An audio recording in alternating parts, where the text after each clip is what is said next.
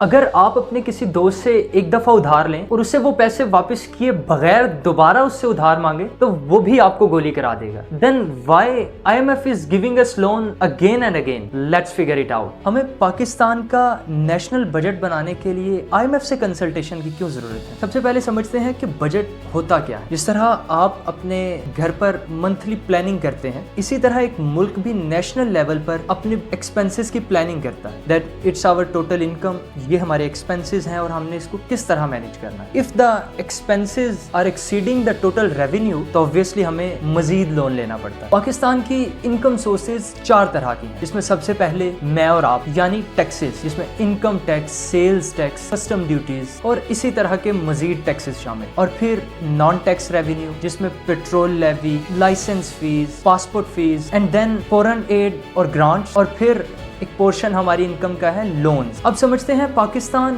अपनी ये income spend कहाँ पे करता है। इसको ऐसे समझते हैं कि अगर पाकिस्तान की टोटल इनकम 100 रुपीज है, उसमें से 50 रुपीज लोन्स की अदायगी में यानी इंटरेस्ट के तौर पर जाते हैं, 6 रुपीज पेंशन में, 6.55 rupees on duty government employees की सैलरीज में जाते हैं, 5.7 रुपीज नेशनल डेवलपमेंट पे लगते हैं और 6.25 रुपीज सब्सिडीज यानी गैस, इलेक्ट्रिसिटी, 14.5 रुपीज डिफेंस में जाते हैं और 11 रुपीज प्रोविंसेस को ग्रांट किए जाते हैं। इन 11 रुपीज से प्रोविंसेस ने डिसाइड करना होता है that how much we spend on education, health and further activities. तो जब IMF दोबारा लोन देता है तो अपनी कंडीशंस रीन्यू करता है। कंडीशंस क्या हैं कि टैक्सेस बढ़ाओ, सब्सिडीज रिमूव करो, पेट्रोलियम गैस की प्राइसेस इंक्रीज करो। जब आप देखते हैं कि हमारी गवर्नमेंट टैक्सेस और प्राइसेस इंक्रीज कर रही है, ये उस सूद की वजह से, and this is the reason कि सूद हराम है।